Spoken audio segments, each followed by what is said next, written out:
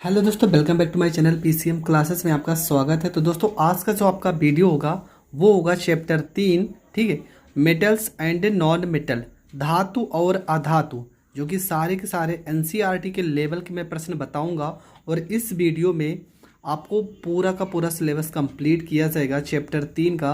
तो आप वीडियो को लास्ट तक ज़रूर देखें। हाँ, इस वीडियो का मैंने लेक्चर भी दिया है, 2 वीडियो, डिस्क्रिप्शन में लिंक है, प्लेलिस्ट है, आप जाकर पहले उन लेक्चर को ज़रूर सुन लीजिए, जिस कारण आपको हर एक डाउट अच्छे से क्लियर हो जाए। तो ये जो प्रश्न है कि धातुओं की अभिक्रियाशीलता श्रेणी से आप क्या समझते हैं, भैया बहुत ज़्यादा इंपॉर्टेंट प्रश्न है, एनसीईआरटी का प्रश्न है और बहुत बार पेपर में यह प्रश्न आया है और हम लोग समझ नहीं पाते कि इसमें लिखना कैसे है और क्या क्या लिखना है। तो इन सारे टॉपिक को मैं क्लियर करूँगा, आप लास्ट तक बने रहना, बहुत अच्छे से समझ में आने वाला है। तो धातुओं की अभिक्रियाशीलता श्रेणी से आप क्या समझते हैं, तो आपको पहले समझते हैं कि यह सक्रियता श्रेणी होता क्या है। लिखा है कि इलेक्ट्रॉन त्यागने की आपेक्षिक प्रवृत्ति, इलेक्ट्रॉन त्यागने की आपेक्षिक प्रवृत्ति और उनकी अभिक्रियाशील प्रकृति आधार पर धातुओं को एक श्रेणी में व्यवस्थित करते हैं। ठीक है, धातुओं में कौन से इलेक्ट्रॉन कितना क्या नाम है कि कौन से ऐसे तत्व है जो इलेक्ट्रॉन को त्याग रहे हैं, उनकी आपेक्षिक प्रवृत्ति और उनकी अभिक्रियाशील प्रकृति के आधार पर धातुओं को एक श्रेणी में व्यवस्थित करते हैं।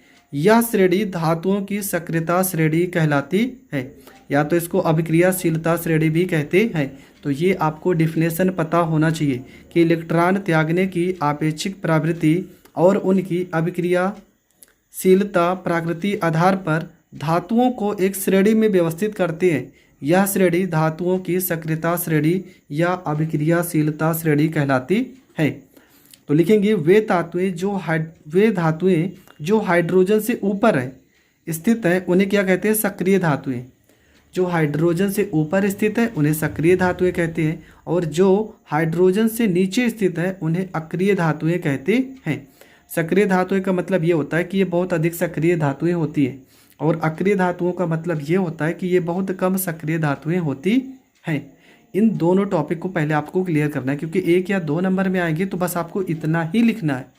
ठीक है, क्या लिखना है कि इलेक्ट्रॉन त्यागने की आपेक्षिक प्रवृत्ति और उनकी अभिक्रियाशील प्रकृति के आधार पर धातुओं को एक श्रेणी में व्यवस्थित करते हैं, और यह श्रेणी धातुओं की सक्रियता श्रेणी या अभिक्रियाशीलता श्रेणी कहलाती है।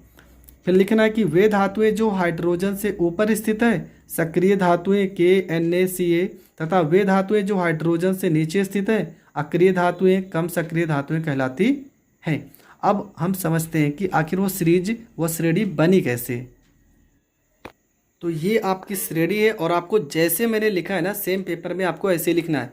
सबसे ऊपर क्या है, देखो सबसे ऊपर है आपका पोटेशियम, Na आपका सोडियम, Ca आपका कैल्शियम, Mg आपका magnesium, Al aluminium, Zn zinc, Fe iron, Sn tin, Pb lead. ठीक है, ये हो गए आपके हाइड्रोजन से ऊपर की तत्व। ये हाइड्रोजन की अपेक्षा अधिक क्रियाशील धातुएं होती है। मतलब अगर आपसे पूछा जाए, आपको 4 ऑप्शन दे दिया जाए, आपको दे दिया जाए Cu, और आपको दे दिया जाए Sn, और यहाँ पर दे दिया जाए Pb, और दे दिया जाए Zn। आपसे पूछा जाएगा निम्नलिखित में से कौन सा ऐसा तत्व है जो हाइड्रोजन से अधिक क्रियाशील तत्व है, या तो पूछेगा कम क्रियाशील तत्व है। तो हम देख रहे हैं कि यहाँ पे जो टिन है, जो लेड है और जो जिंक है, ये सारे के सारे तत्व हाइड्रोजन से ऊपर है। अगर हाइड्रोजन से ऊपर है तो ये अधिक क्रियाशील धातुएं हैं। तो इन तीनों जो धातुएं हैं ये हाइड्रोजन से अधिक क्रियाशील है। जबकि अगर बात की जाए कापर, मरकरी, Ag सिल्वर और Au मतलब गोल्ड, ये सारी की सारी धातुएं जो हैं वो हाइड्रोजन की अपेक्षा कम क्रियाशील धातुएं हैं। तो ये हाइड्रोजन से कम क्रियाशील धातुएं हैं, जो हाइड्रोजन से नीचे हैं वो कम क्रियाशील धातुएं हैं, और जो हाइड्रोजन से ऊपर है वो अधिक क्रियाशील धातुएं हैं। बस आपको इतना ही याद करना है। ठीक है, हाइड्रोजन से जो ऊपर है वो अधिक क्रियाशील धातुएं हैं, और हाइड्रोजन से जो नीचे है वो कम क्रियाशील धातुएं हैं। इतना आप याद कर लेना, और हो सके तो पेपर में ये सीरीज जरूर बना देना। ये श्रेणी भी आपको बहुत अच्छा नंबर दिलाएगा। अब सक्रिय श्रेणी का महत्व भी समझ लेते हैं, क्योंकि महत्व भी पेपर में पूछा जाता है। सक्रिय श्रेणी का महत्व क्या है? पहला महत्व तो यही है कि सक्रियता श्रेणी में जो धातुएं हाइड्रोजन से ऊपर स्थित है वे तनु अम्लों से हाइड्रोजन विस्थापित कर सकती है और अम्लों से क्रिया करके हाइड्रोजन विस्थापित कर देती है। और सक्रियता श्रेणी में जो धातुएं अन्य धातुएं से ऊपर स्थित हैं उन्हें उनके लवण विलयन में विस्थापित कर देती हैं, क्योंकि श्रेणी में ऊपर स्थित धातुएं नीचे स्थित धातुओं से अधिक क्रियाशील होती हैं। मतलब कहने का ये है कि जिस भी धातु के ऊपर कोई भी धातु होगा वो उस वाली धातु से अधिक क्रियाशील होगा। जैसे यहाँ पे अगर बात कीजिए अधिक अधिक क्रियाशील कौन है, गोल्ड की सिल्वर, तो सिल्वर गोल्ड के ऊपर सिल्वर है ना, तो अधिक क्रियाशील सिल्वर होगा ना कि गोल्ड। जिस धातु के ऊपर जो भी वैल्यू है वो नीचे वाली धातु से अधिक क्रियाशील होगा, ये भी आपको पता होना चाहिए।